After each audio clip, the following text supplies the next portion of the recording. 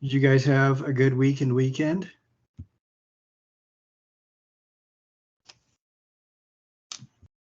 That'd be good. Excellent. Did you guys get the, or how did you access the meeting? Did you see the code that I emailed to everybody earlier, or did you get it through your Canvas thing or through the Teams email that you were supposed to get? I got it through Canvas. You did? Okay. Same, the Canvas email. All right. Excellent. Okay. Hi, Emily. Good to have you here.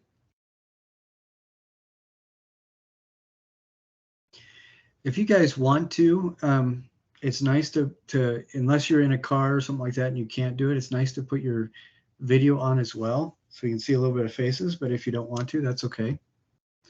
We are recording this so that other people in the class will be able to see it. One thing that I'm noticing with the classes that I do online is that, okay, Emily, that's just fine. One thing that I have noticed is when people email with questions about the assignment, I can tell right away which ones have watched the video and which ones haven't. Because the questions I get when people end up watching the video after they do they're more of a practical nature, and the ones who don't watch the video, it's pretty obvious that they haven't. So they get a chance to hear us talk about how to do the assignments. And I wanted to ask you guys about the artist research versus the service learning. Are Neil and Nick, are both of you guys doing the artist research? I am, yeah. Okay. How about you, Nick? Yes, I am. Sorry. My mic was being Okay. finicky and stupid. Okay, then that is just fine. We only have a few people that are doing the service learning, and that seems to be pretty self-explanatory. It doesn't look like they're having any problems with that. With you guys who are doing the research, I wanted to go over the bibliography, the annotated bibliography a little bit. And I also wanted to talk about the assignments that we have and ask for volunteers for applying the tools of artistic critique, if anybody wants to volunteer to do that. With the two sculptures that are coming up, let's see.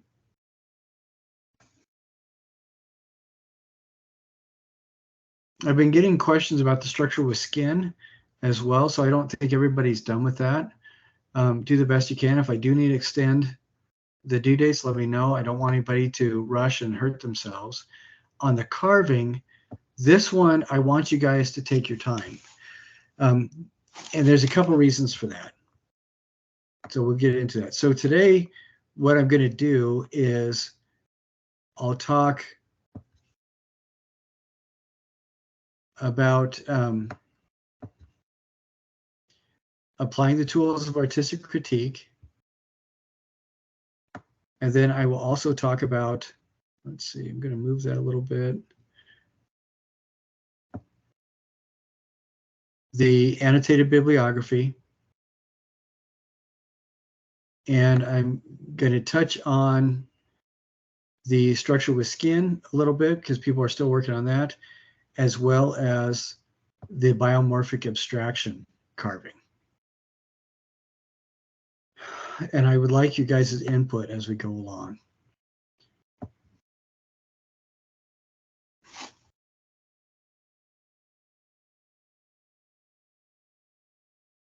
And then after we're done here, I'm going to put up a couple other modules, and we'll talk about those next week because I really don't want people to worry about them. We'll put them up so people can kind of look ahead, but I don't want people to worry about them necessarily until we get to that stage, if that's okay with you guys. First, I want to, I'm going to, wait a sec.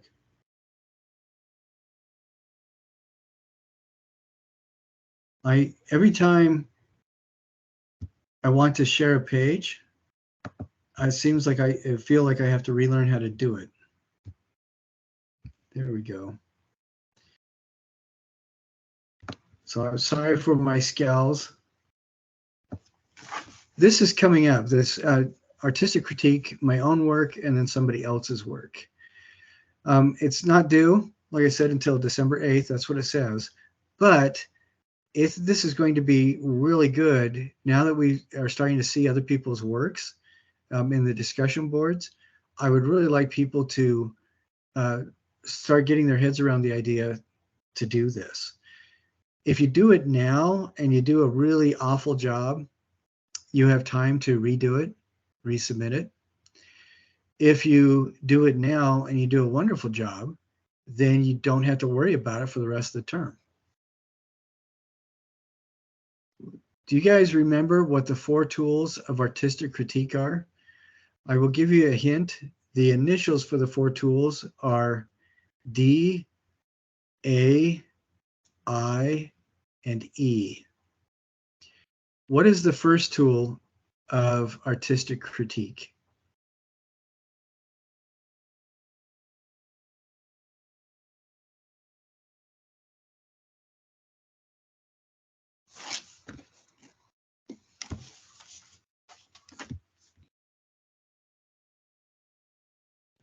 And since you guys are the only ones who can talk, either Nick or Neil, one of you two can do that one. Could you repeat the question? I was distracted for a moment. What is the first tool of artistic critique? The initial is D. Describe. Describe. Excellent. Neil, what is the second tool of artistic critique? The initial is A. Analyze. Yeah, perfect. Excellent. Very good. The first one, we're talking about what it is. The second one, we're talking about how they made it. The third one is why. That's where we start talking about interpret. And the fourth one is evaluate. And that's where we decide whether or not the thing that we're critiquing is successful. With each step, we're applying more of ourselves into the process. The very first one, describing, we're just using our vocabulary to declare exactly what this thing is that we're seeing.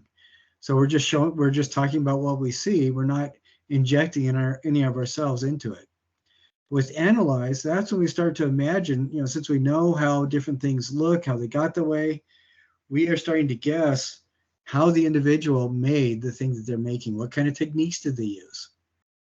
How did they put a texture on? How do they smooth this side down? The third one, interpret, we're injecting even more of our imagination, as from the things that we can see, we are starting to guess at the worldview of the individual who made the thing, whatever it is that we're looking at.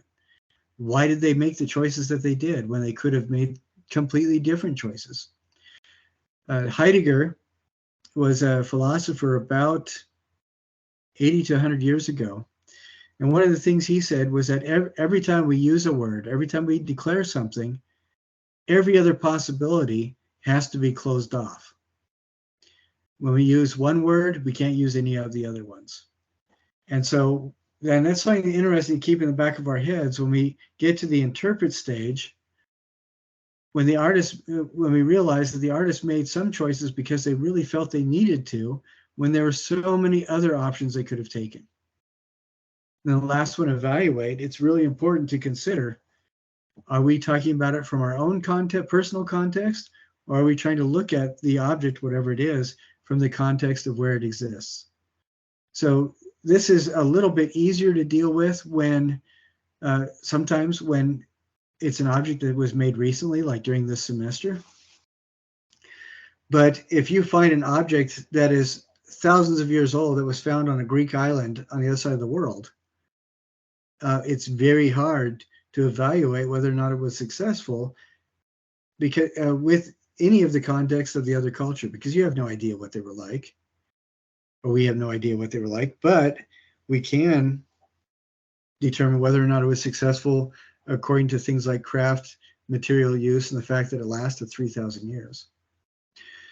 So there is I should say there are very few right or wrong answers. As long as we can articulate why we are saying the things we're observing, and communicate, and as long as we can articulate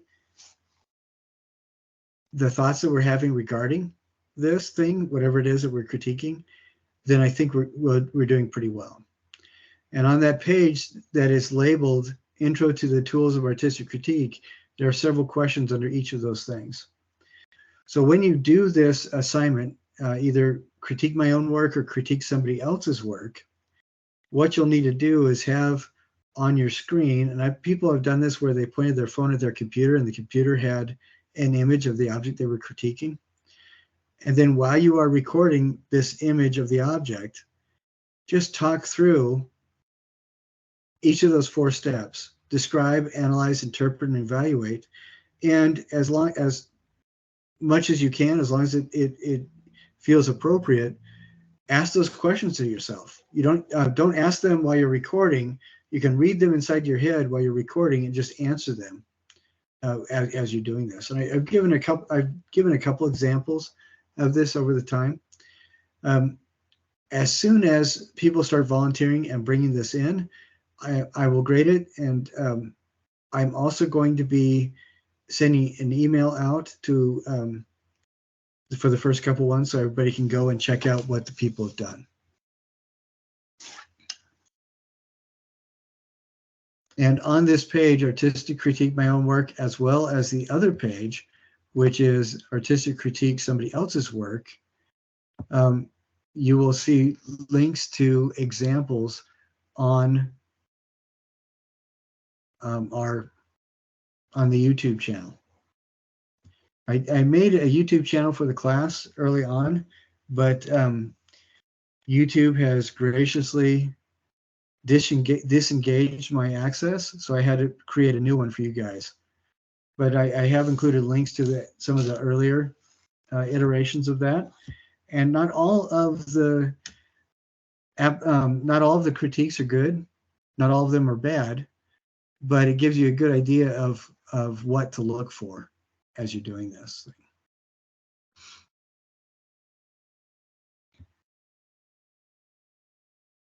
All right, you guys still with me? Yes, excellent, very good. So with that artistic critique, as people are putting their stuff online, I would like to call for volunteers. Anybody who's watching this, email me and let me know you're volunteering. For the first, let's see, I'm going to write it down, and you guys hold me to it. But for the first 3 people that submit their own artistic critique of their own work, and for the first 3 people who submit artistic critique of somebody else's work, I will give you extra credit. And if you don't see the extra credit show up in the assignment, let me know. Email me and I'll take care of it. So, whoever, you 3 guys that are listening, be mindful of that. And everybody else who watches this video later on, be mindful of that. Just remember, the first one, just email me and say, hey, I just submitted the critique. I sure hope I'm one of the first 3. All right?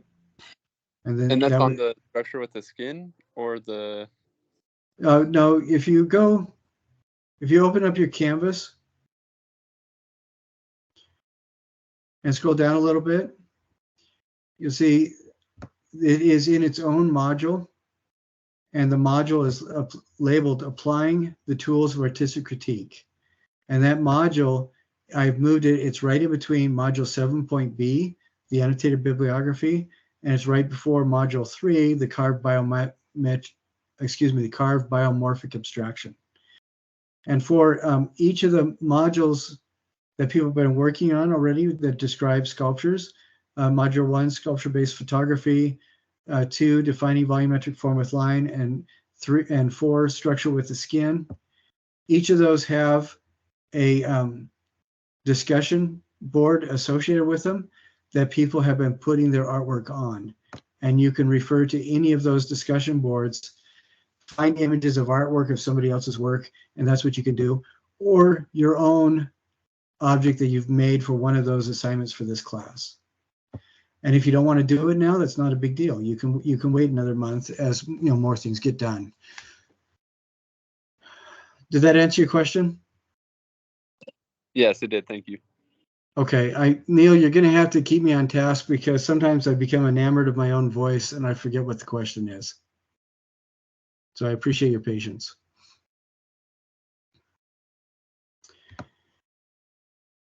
Now, I have gotten a couple questions about the structure with skin assignment, specifically about somebody said a couple people were confused regarding if we're supposed to make several sculptures or if we only make one with several modules. And the answer is you make several modules and then put those together to make one big sculpture. And there's a couple times where I've used the term Voltron, and that refers to something else, and I'll get to that in just a second. So if you guys can see this page that I'm sharing, these 3 examples of student work, the one on the left, the module that they made are these things that look like little boxes, and the structure are the sticks they use to define the edges of the boxes, and the skin is the cardboard that they've glued on some of the sides of the boxes. In this middle example, the module is this thing that looks like 2 triangles or 2 pyramids almost attached to each other, and they've made 8 of these.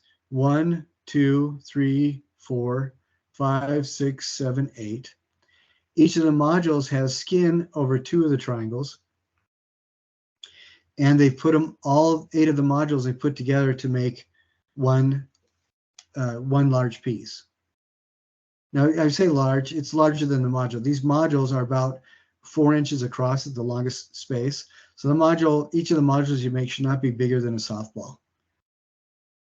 Then this one on the right is a little bit more interesting because they didn't make, the modules are not specific shapes. The modules seem to be groups of several triangles stuck together on end, and then they just kept gluing them on end. So you get this snaky type thing. But each of the modules have several of these areas covered with paper. So in this module right here, you have 1 piece of paper on this side, 1 piece of paper on this side. There's a module here that looks like it's made up of 3 little shapes, and there's 1 piece of paper here. But you can see that they've made shapes that are they made forms that are repeating and put them together to make one sculpture. So again, you're not making one sculpture, but you're making the one sculpture from several smaller modules.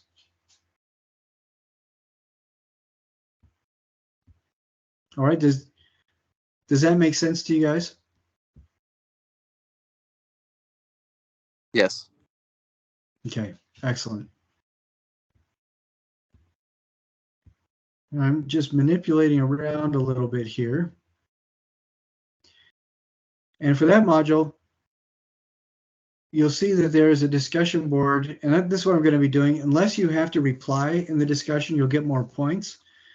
But for most of these discussion boards where you just submit your thing, you don't have to reply to anybody else's or respond to anybody else's, you are going to get 5 points for them just for posting your structure with skin. And I'm going to backtrack just a little bit. I have started grading, and I've noticed that almost everybody's doing exceptional work with the quizzes and stuff. But there's a couple where people have, sorry about that, I had to adjust my seating.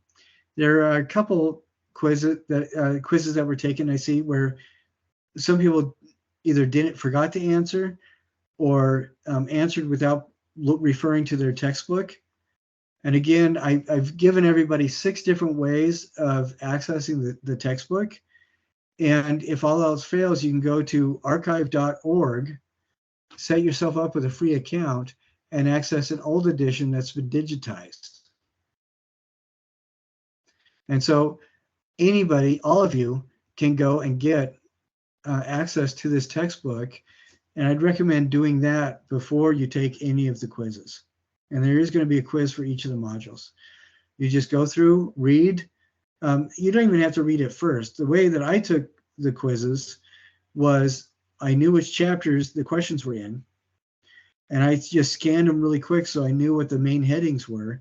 And then when I went to the quiz, take the quiz, I just referred right to that area in the chapter that I thought the question applied. And some of them took a little bit longer because some of them were hard to find, but that ensures that you get all the answers right.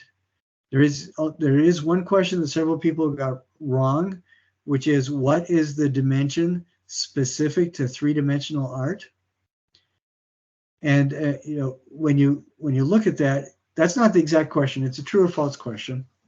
But the 3 dimensions are height, width, and depth.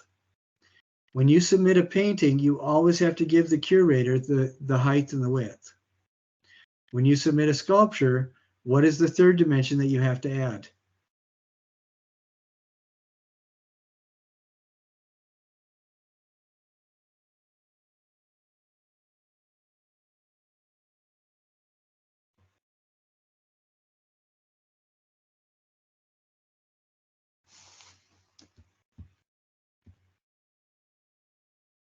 Nick, you want to give that a stab? Sure, I was just busy thinking and then I forgot the question. Could you tell me again, please? Yes, there's 3 dimensions: height, width, and depth. When you submit a painting, you have to a curator or a gallery, you have to give them the height and the width. What is the dimension that is specific to sculpture? That's the one thing I'm not good at, math. Well, height and width you're going to use for every 2-dimensional piece. The 3rd dimension is depth. And so on the actual quiz itself, the question is a true or false one. And the true or false one is, height is the dimension unique to 3D work. Well, it's not. The dimension unique to 3D work is depth. And so that question number 5 is false. Now, when you guys take any of the quizzes and you don't get a perfect score, there is no reason to leave it as an imperfect score. You can retake a quiz at any moment, and you can keep taking it, retaking it until you get a perfect score. When I go through and grade, I have listed which questions were incorrect, and the 2 ways that you can fix that is either you can retake the entire quiz, and you have to retake the whole thing. So first I would get screenshots of all the answers that are right, and then you can refer to those and resubmit those. The other way to do it, though, is to, in the comments for the quiz, write the correct answer. If you choose to do that and write the correct answer in the comments to the quiz, refer to the question number and say, this is the correct answer, and write it out. And then after you submit that as a comment, email me, because Canvas is not telling me when people are making comments on their assignments. So and a few people have done that already, letting me know that they've changed stuff and I need to go back and regrade it. Please do that. Make sure that I take care of it. And this time next week, everybody should be graded and good to go. So I should be hearing from everybody as to what I need to fix. Now, and if you are submitting projects and things like that, you don't get all the points that you want, you tell me, and I will go and I will always explain why you didn't get all the points. You can go ahead, work on it, fix it up, resubmit it, and then tell me you've resubmitted it, and I will take care of it.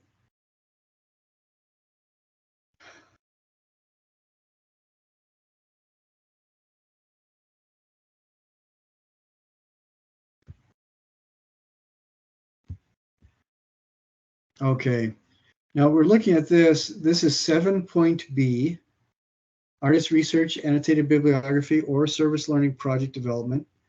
I've gone through, and everybody who's declared which one they wanted to do, I have gone through and fixed it so that, for example, Nick and Neil, if both of you guys are doing research, you will find that for these, when it says artist research and then gives a description of the assignment, that's the only one you're responsible for. And then also the work log, because everybody is. You are not going to be responsible for the service learning assignments. All right? You guys are only responsible for whichever path you have declared, if you're doing the research or the service learning. If that is not the case, email me right away so I can take care of it. Okay? I did want to go into the annotated bibliography and talk about this a little bit. You guys can see this page, right? Yes. Okay, good. Yes. I wanted to describe what the annotated bibliography is and what it is not. A couple of years ago, I had a student who was from Russia. She did not understand. She thought it was biography, and so she wrote a beautiful several-page essay that was giving a biography of the artist she picked. And she got half the points because she worked hard, but I had to explain to her that this was a bibliography. And she actually did take the time to go back and redo it so it was a bibliography. The annotated, excuse me, the annotated bibliography is going to be different than the regular bibliography. A regular bibliography is just a list of your sources. They do not all have to be books. In fact, I would prefer that they weren't, and we'll talk about that in just a bit. Annotation refers to extra writing. So when you do your annotated bibliography, you pick your 5 sources, you watch them, read them, listen to them, whichever, or interview them. One person who did their annotated bibliography actually got to interview the artist that they were researching.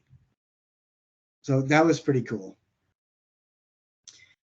Then after you do that, you're going to go through and write 2 paragraphs about the sources that you've looked at, that you've examined. I wanted to reiterate, the sources do not have to be books.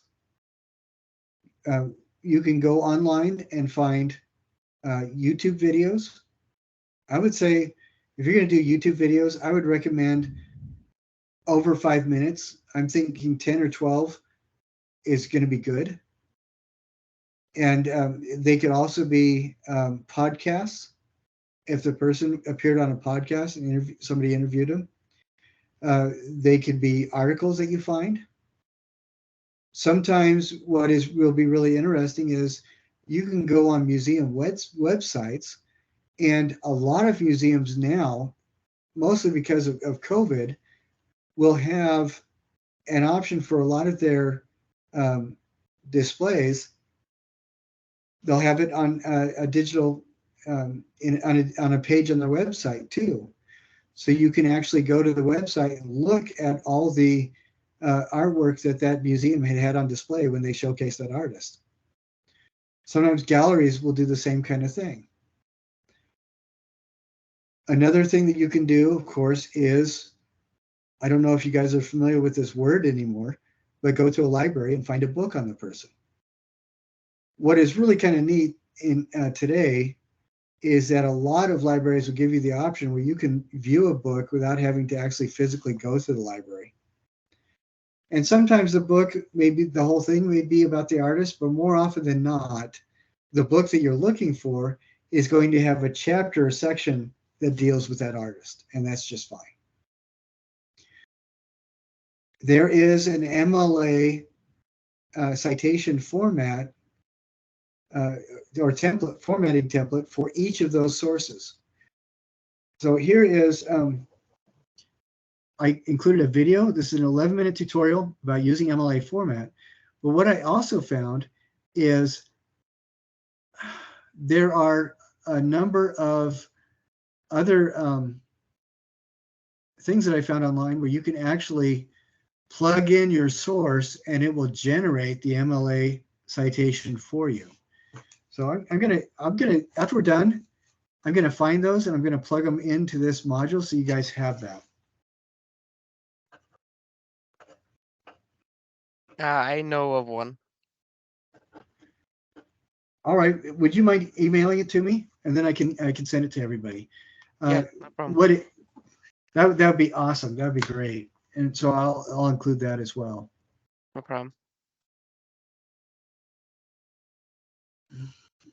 I've also included links to a couple of the later PowerPoint presentations that people did. You don't have to worry about that now. All you're doing is the annotated bibliography.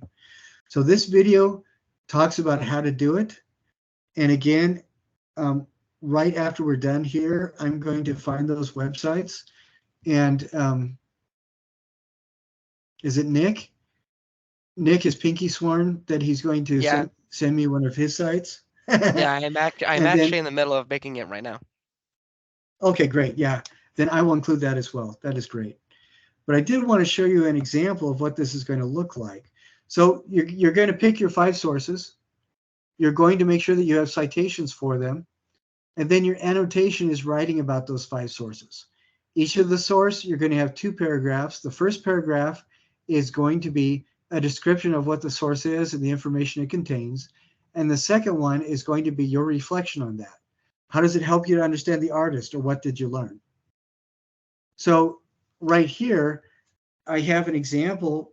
If my artist was Al Farrow, then he did an exhibit with several other people, and this is how the citation is done. So this was a forum. These are things that he spoke in a forum, and this particular book was a catalog for the exhibit that happened in 2015. Okay, so I describe in that first paragraph, I'm describing what this thing is. It's a book or exhibition catalog where Al Farrow talks about his work. And then there's several different high definition photographs of the pieces, and that really help to give us an understanding of what they are. In the second paragraph, I am starting to put in some of my own interjection. So I'm talking about the ammunition used is mimicking the title of the work. There's different things that I'm referencing, but I'm basically applying the interpret and evaluation steps of artistic critique in this second paragraph. And so, and that's what each one is going to look like. So there's going to be a total of 5 of these. And like I said, it would be really, instead of doing all books, what is going to be fantastic, just a second here.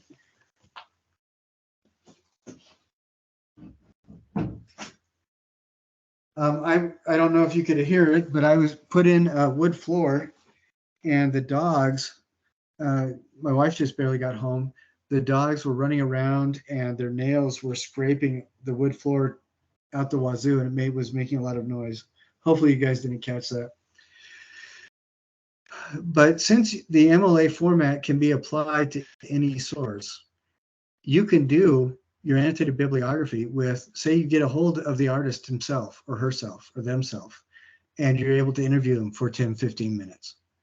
Say you come across a podcast done by the Met Museum where they talk about the artist and their work.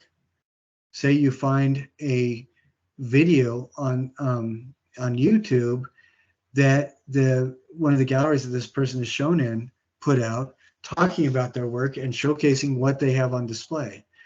And then say also you found a book that is a catalog from one of the exhibits, and maybe your 5th source is an article that you found. That is perfectly fine. Now this, I do have this set as being due this Sunday. I am going to change that so you guys have an extra week. And that is also going to be for the service learning people, so you have an extra week. But I want you guys to go through, and if you'd like, I'll just leave it the way it is. You can turn in what you have, and I can tell you what you're missing, and then you can resubmit it. But I'm thinking, actually, I'm going to go ahead and change. I think I will just go ahead and change the due dates, so people are able to. What do you guys think? Should I just leave the due date the way it is, or change it?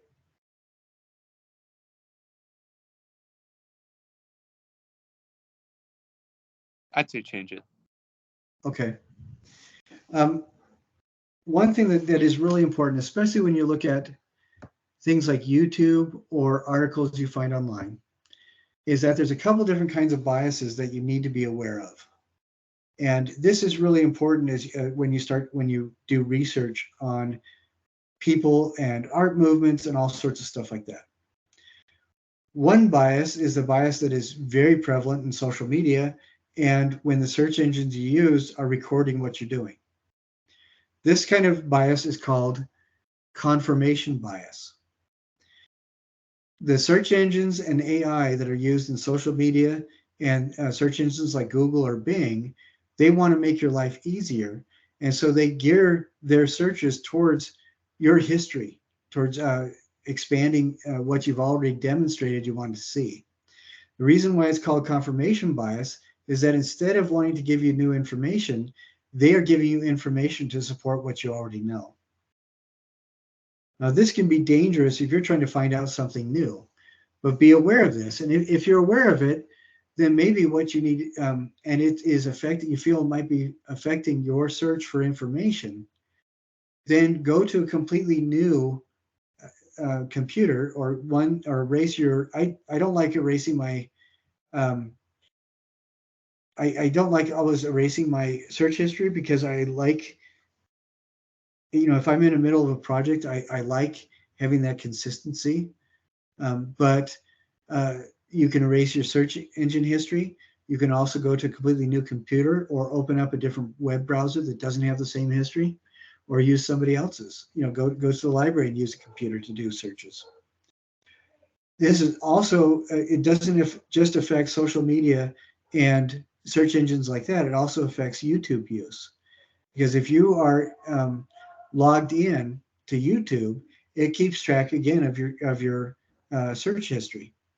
So, and it's really important to get rid of that if you feel that it is affecting your research.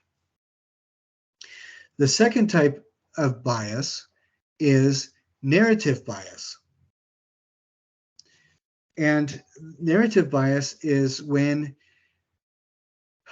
you have probably come across this, where if you read news articles or watch news stories about the same event from two very different perspectives. And I've seen this in different things like protests are a really good example of this when news agencies cover protests or when articles are written about protests. Right now, there is a protest going on where people want to demonstrate to folks that driving cars is hurting the planet. And so the protest is where people go out with their backpacks and sit on busy roads, risking their lives to get motorists to stop. And they get media attention when motorists get out of their cars and pull them bodily off the road so they can continue. Now, that kind of a protest is illegal. You're endangering yourself, and also you're inhibiting other people's movement.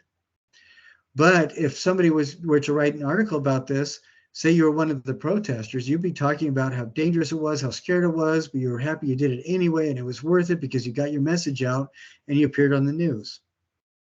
However, if you're a mom and your kid has a horrible stomach ache and you're taking them to the emergency room, and these people have sat out on the road in front of you, and you have to wait until they get out of the way, or you have to get out of your car and explain to them what's going on so that they move, you're going to have a much different perspective on that. If you, for example, go on your personal vlog when you get home and you talk about it, you're going to be all upset. Keep that in mind as you look up as you find different information for the artist that you're researching. Keep in your mind, is this from somebody who hates the artist and think all they do is stupid? Or is this somebody that really likes the artist? Is this somebody who's trying to sell you the artist's work? Or is this somebody who's just excited about art in general? So that's the narrative bias. And then a third bias, it doesn't really have a name. I'm just going to call it source bias.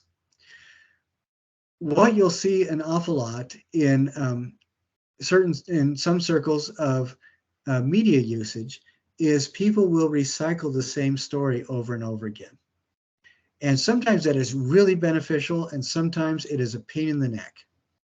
An example of this is several years ago, I had just done an exhibit where I was showing some really cool glass sculptures, and I found out that an article about me had been written in an Egyptian newspaper. And I thought, that's awesome. People in Egypt think it's neat.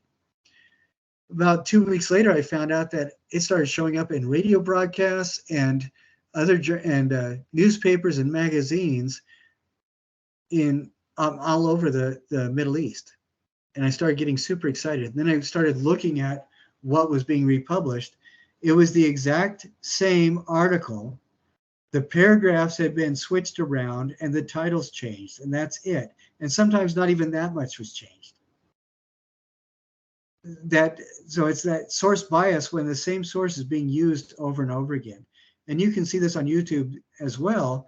If it's not a copyrighted video and a video is getting some traction, or a person with their own YouTube channel really likes it, they'll repost it. You see this in LinkedIn as well, and several other sites, or Facebook.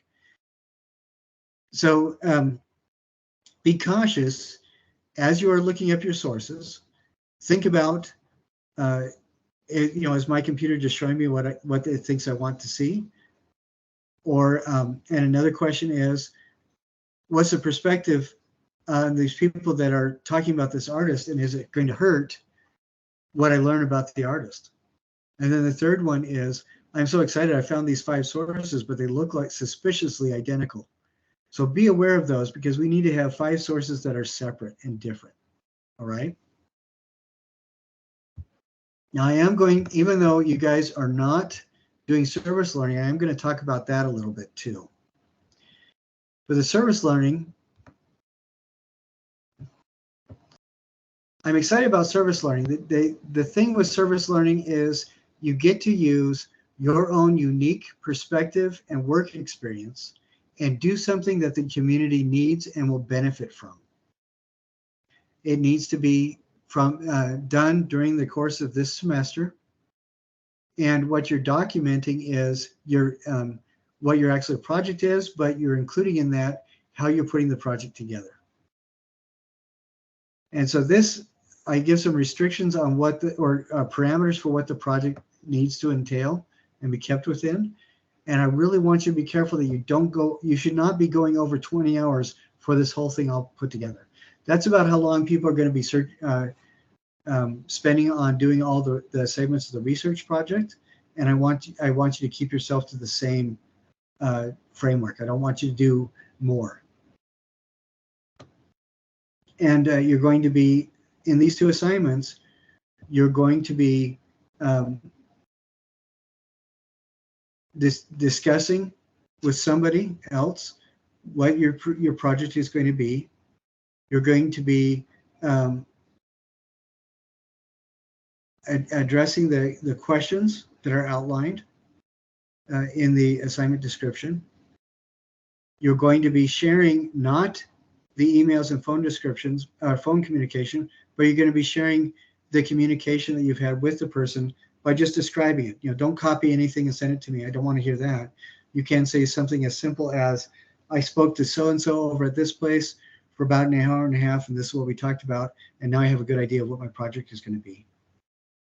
And then you're going to submit a short paragraph, 3 to 5 sentences, talking about everything that you learned, summarizing the whole thing, and what you hope to accomplish. And you're going to, in that paragraph, include what the need is, they're going to be addressing and how your particular skill set is going to be able to help them.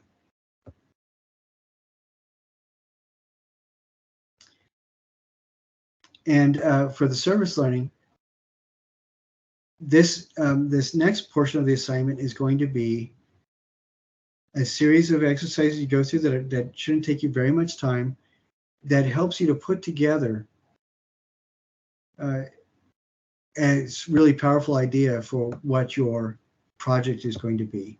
And this is where you're starting to think about the logistics and planning and things like that. If you have any questions about this aspect, again, I'm going to be extending the due date on this as well. If you have any questions about it, let me know, and we will address it next week. So that is for the service learning people. So let's see.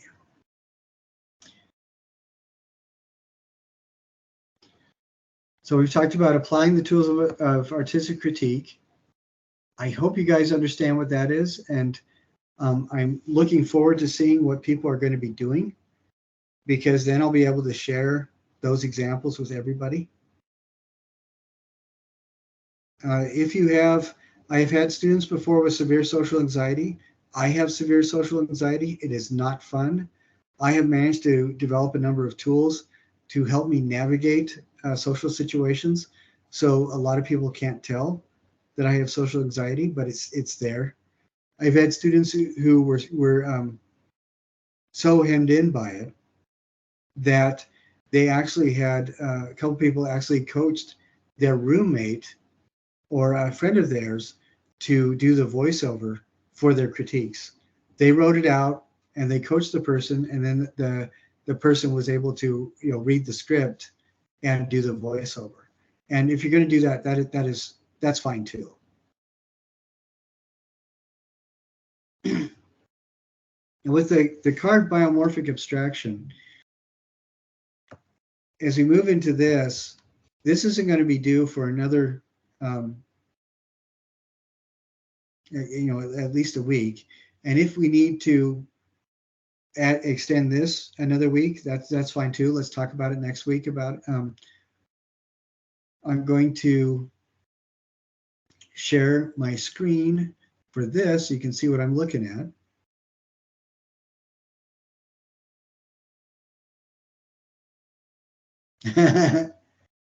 I'm hitting all the wrong buttons. Sigh.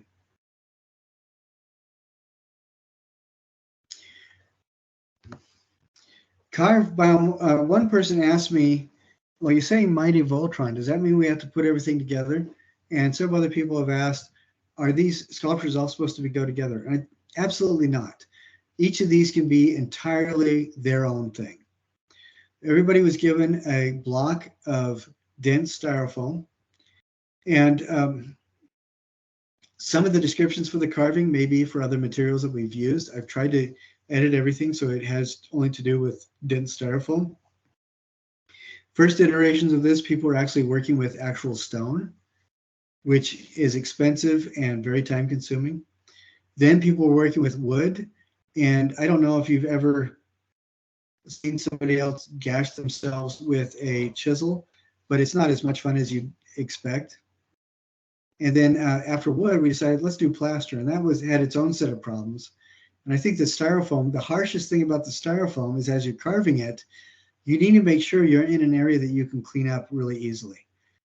The bad thing about styrofoam is static energy makes the little crumbles cling to everything. It is horrible. Although I would never, ever suggest in a million years that you guys go over to somebody else's house to do your carving so you don't have to deal with the mess when you go back home. I would never suggest that. Don't even think that, because that's a bad idea. When you work on this, I would recommend getting a really horrible old sheet from, not really horrible, you don't want holes in it. Get an old sheet from DI, Desert Industries, or another thrift store. Put that over your work area before you set your equipment down, and sit on top of it. And then when you're done, you can take it outside and shake it off into a garbage dumpster, and that gets rid of most of the mess. Then you can also leave it outside and vacuum it off with a vacuum cleaner before you bring it in, and that will remove most of the mess.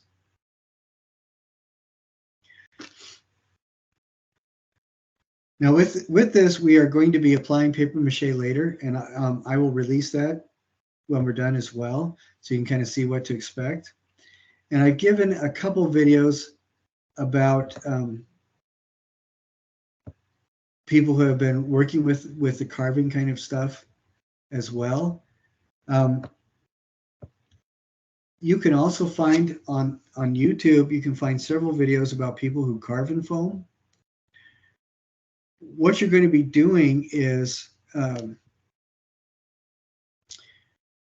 carving this, thinking about the biomorphic abstraction. Remember, we talked about abstraction last week and what it is. And I included a link right here on this page to that slideshow presentation. So you can see how things change as you get from realistic, more abstracted and more abstracted to until at the end it's almost doesn't bear any relationship to reality. Biomorphic means organic or living and changing. So a biomorphic, in this context, a biomorphic abstraction is going to be something that looks like it has elements of organic nature to it, but it's not going to be easily identifiable. So I don't want anybody carving a dog. I don't want anybody carving a tree or anything that actually you can tell what it is. But what I want you to do is think about things like when you're eating if you're a carnivore and you eat chicken, you can look at the ends of the bones and there's some really interesting shapes there. If you ever lost a tooth growing up, you know how interesting teeth are, the different bulbous protrusions. You can look at cactuses without their spines, how they look. You can look at sea life, like sea urchins are very interesting, and coral growths are fascinating.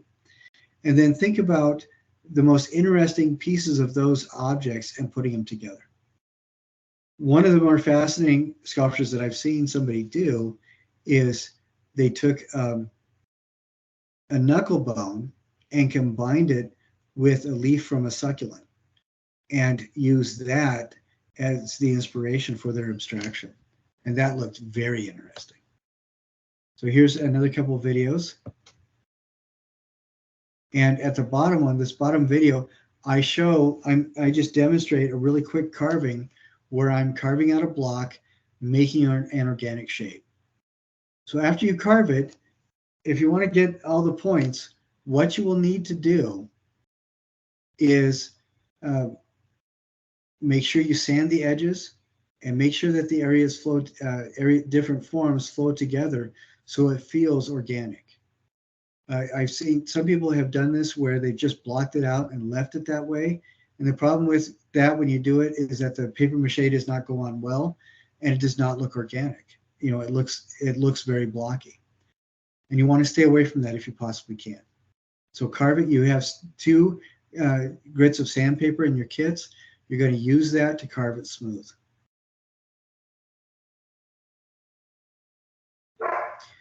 Here we have several background videos. Look at these, pay attention to them, and see what different people are doing.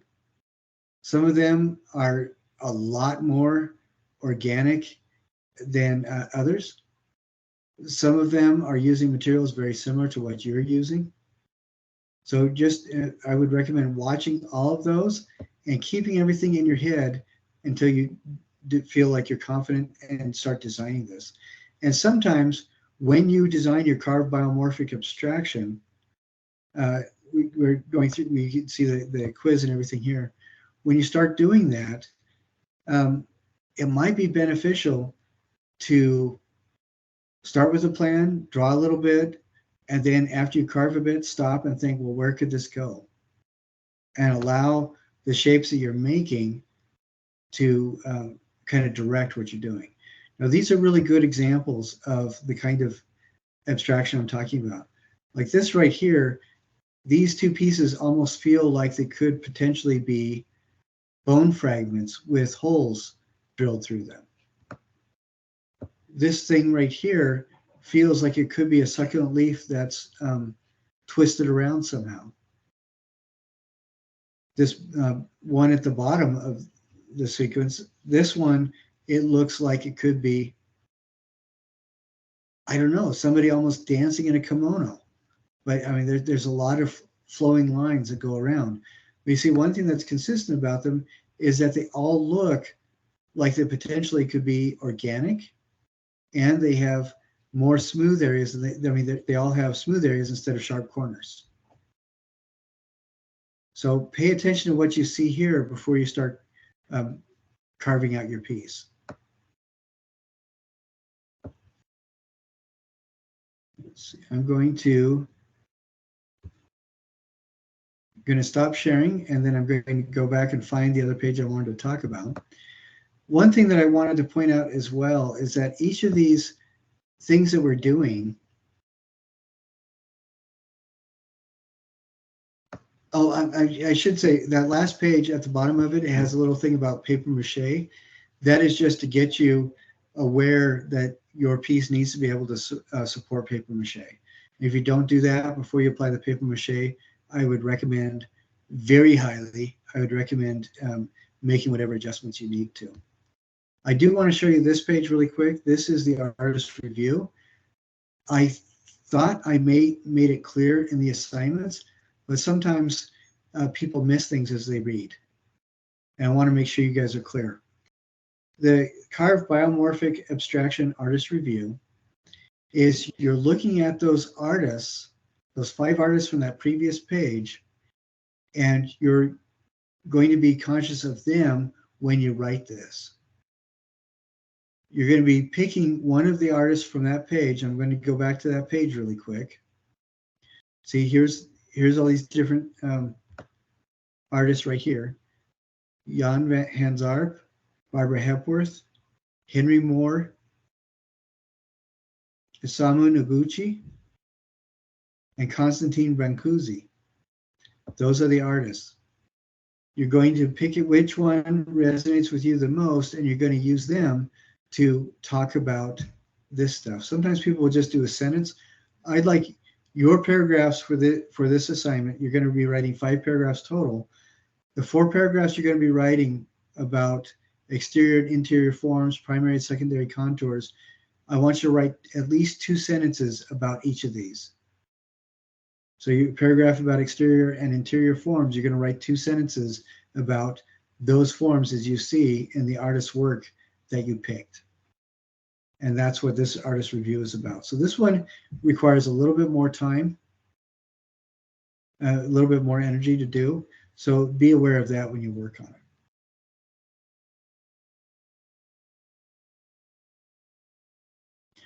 Now I'm pretty sure Nick and Neil, did we cover everything I said I was going to cover? I think so. Okay. I'm going to share one more thing with you guys so you can see what my page looks like.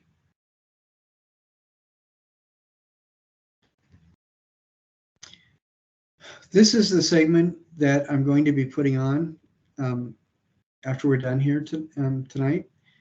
This one talks about paper mache, and we're talking about the Mighty Voltron sculpture. Mighty Voltron was this cartoon and a toy set where all these little robots went into making one gigantic robot whose name was Voltron. You know, he saved the universe countless times. But what we're going to be doing is, for the rest of the term, as we learn new things, we're going to be adding what we learned to that sculpture we've just finished carving. The next thing is going to be paper mache. With paper mache, we're going to be coating it with paper mache. We're going to be sanding it down, making it smooth, then coating it again. And it may take about 3 layers of paper mache to get it so it's solid and smooth and consistent. So just be aware of that. You're adding to the sculpture you're making. You're not going to be making a new one with this paper mache. And you're going to be adding the paper mache to your carved biomorphic abstraction. Okay, is that clear? Yeah, that makes sense. Okay, excellent. Good, good, good. All right, guys. Do you folks have any questions that I can answer?